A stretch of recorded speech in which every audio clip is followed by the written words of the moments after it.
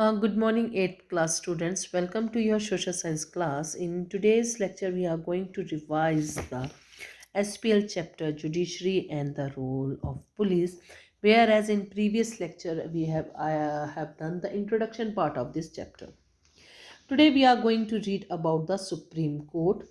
Before I could start that the function of the Supreme Court, I would like to tell you one more thing that judiciary has a rule that if a criminal case is there, that case will be heard in the criminal court only. The cases will be heard in the criminal court only, and the civil cases will be heard in the civil court only. There are two types of court individually in the, so make this clear in your mind. Next is the Supreme Court.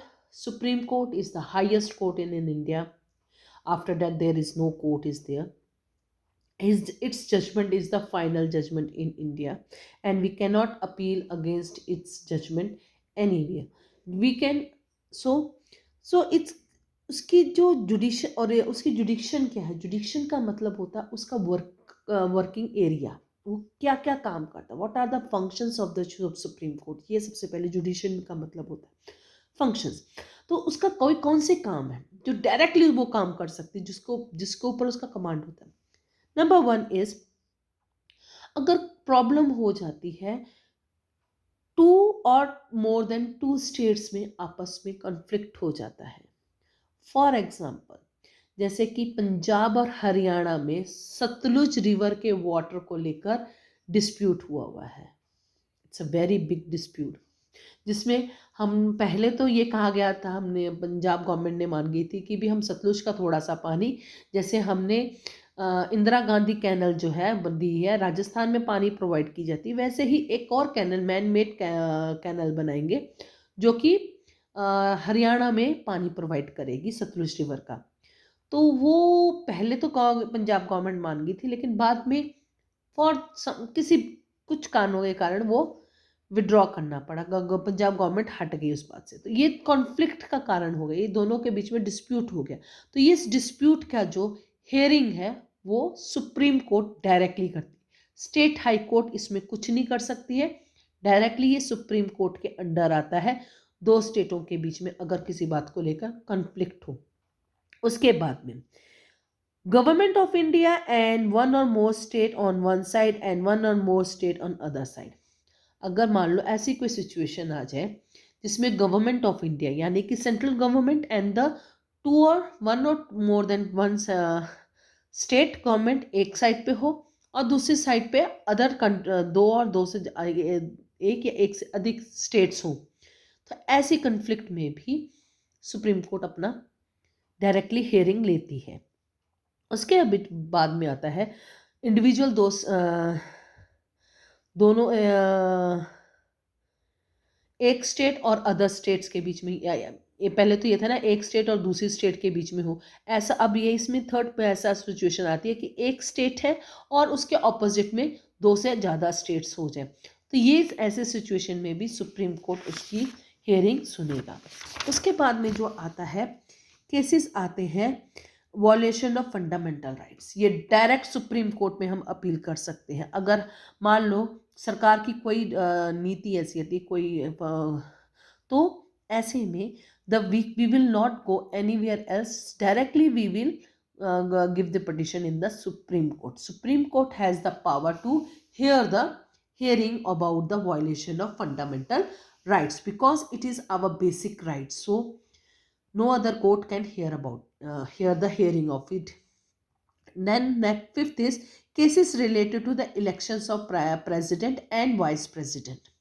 Supreme high court, तो यहाँ पर president और vice president, Y इन दोनों का हम ले रहे हैं क्योंकि ये डायरेक्टली हम लोग नहीं चुनते, ये इनडायरेक्ट वे से चुने जाते हैं। तो ऐसे में कुछ ना कुछ गड़बड़ होने की चांसेस रहती है, तो ऐसे में सुप्रीम कोर्ट एक थर्ड पार्टी बनकर ये सॉल्यूशंस ढूंढने की कोशिश करती है। ये तो हुई सुप्रीम कोर्ट की ओरिजिनल जुडिक्शन है, ये उनका असल में यही काम है। उसके बाद में आता है अपीलेट जुडिशन आती है। अपीलेट जुडिशन का मतलब होता है कि Supreme Court hear and decide appeal against the judgment of High Court और एनी अदर कोर्ट। मीन्स कोई केस है जिसकी जजमेंट हाई कोर्ट ने दे दी है और हम सेटिस्फाई नहीं हैं, तो हम सुप्रीम कोर्ट में उसके जजमेंट के खिलाफ अगेंस्ट अपील कर सकते हैं। और अगर सुप्रीम कोर्ट को लगता है कि ये उनके सुनने के मतलब कि ये उनकी जुडिक्शन में आता है या फिर ये ऐसा केस है जिसको सुनवाई हमें कर लेनी चाहिए और इससे, तो ऐसे में सुप्रीम कोर्ट वो उस अपील को मान लेता है। तो ये ऐसा केसेस को भी सुप्रीम कोर्ट देखता है। मान लें कि हायरार्की में सबसे ऊपर होता है, तो हाई कोर्ट के बाद में सुप्रीम कोर्ट ही हाई कोर्ट की जजमेंट को बदलने की ताकत रखता है। एक दूसरी चीज है, उसके बाद में उसके कुछ कॉन्स्टिट्यूशनल केसेस होते हैं, जैसे कि if the High court satisfied that the matter need in interruption of the constitution, then an appeal can be made against the judgment of a high court.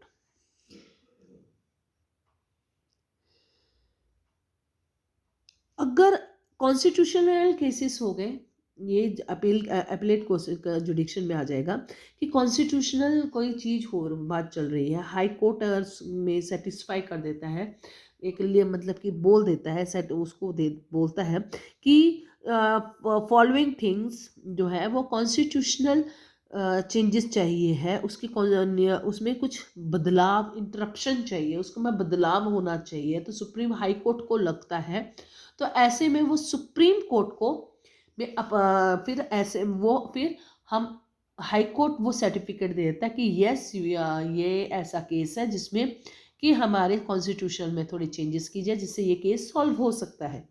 तो ऐसे सिनेरियो में हाई कोर्ट उसको certificate देता है and then we can appeal in the Supreme Court. तो और फिर supreme court उसकी हियरिंग करता है, देन उसके बाद वो देख कि भी वो चेंज करने लायक है कि नहीं है। देन द क्रिमिनल केसेस है, there has been an appeal to Supreme Court if the session court had adequate and assessed accused person and the High Court court reverse the order and sustains him or her to death. In such cases, appeal is made to the Supreme Court. If High Court withdraws a case from the lower court to itself and give a death sentence to accused, an appeal can be made in the Supreme Court. सीधी सी बात है कि criminal cases में मान लो कोई criminal case हुआ, किसी ने किसी का मर्डर कर दिया और सबसे पहले कोर्ट जो जाएगा वो क्रिमिनल सेशन कोर्ट में जाएगा, यानी कि लोअर कोर्ट्स में से जाता है। लोअर कोर्ट में जजमेंट दे दी है उसको उम्र कैद की, फिर जो जिसको पनिशमेंट मिली है उसने सुप्रीम हाई कोर्ट में अपील की।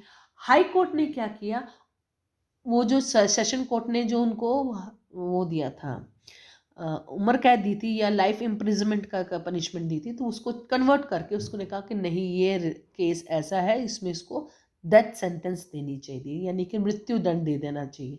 तो ऐसे केसेस को, तो यहाँ पे दो जजमेंट आ गए, दोनों ही जजमेंट अलग आ रहे हैं, सेशन कोर्ट का अलग आ रहा है और हाई कोर्ट का अलग आ रहा है।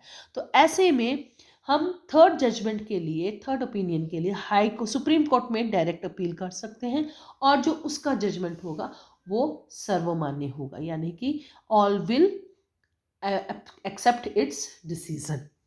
इसके अलावा लोअर कोर्ट केसेस करते हैं और लोअर कोर्ट को लगता है उसमें भी सुप्रीम कोर्ट में डाल सकते हैं जब हमने उसको डेथ सेंटेंस दिया है और जिसको दिया वो चाहता है कि भी मेरी अपील करके वो अपने केस को सुप्रीम कोर्ट से जजमेंट को चेंज करवा सकता है। ये हुआ आपका क्रिमिनल केस। सिविल केसेस में if the High Court satisfied certificates that the case fit for the appeal in the Supreme Court, then the appeal against the civil case can be made.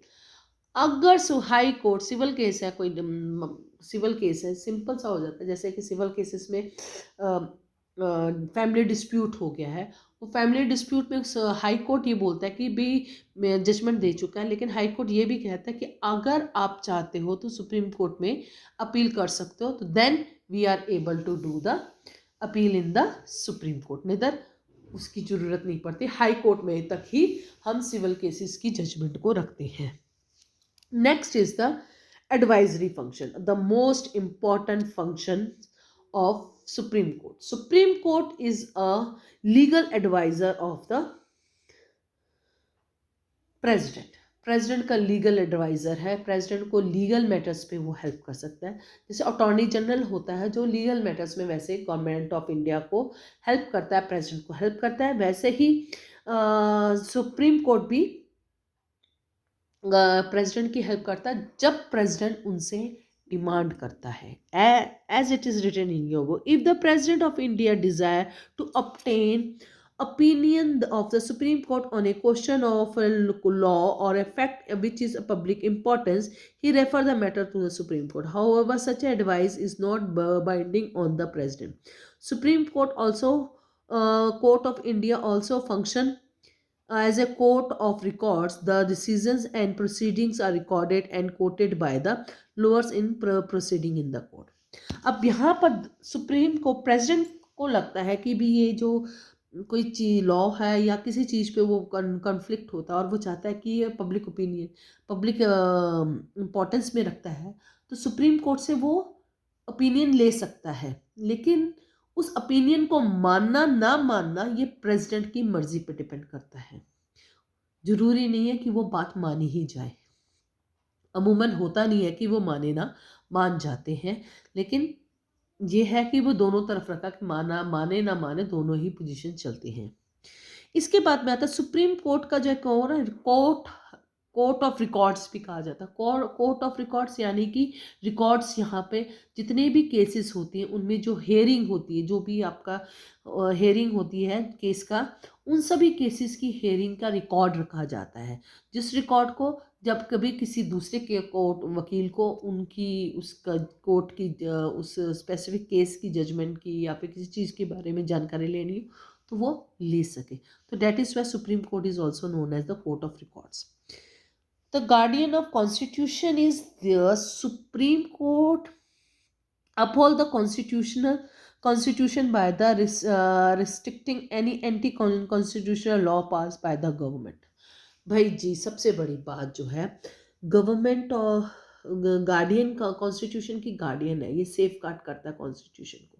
तो ऐसा कोई भी कानून जो कि संविधान में, जो कॉन्स्टिट्यूशन की कहते हैं ना गरिमा को या उसकी रिस्पेक्ट ना देता हो या उसके खिलाफ बात करता हो, ऐसे कानून को सुप्रीम कोर्ट विदाउट किसी उस पर डिस्कशन किए उसको ख़त्म कर सकता है या फिर उसको पे स्टे लगा सकता है। ख़त्म तो नहीं करता, स्टे कर देता है।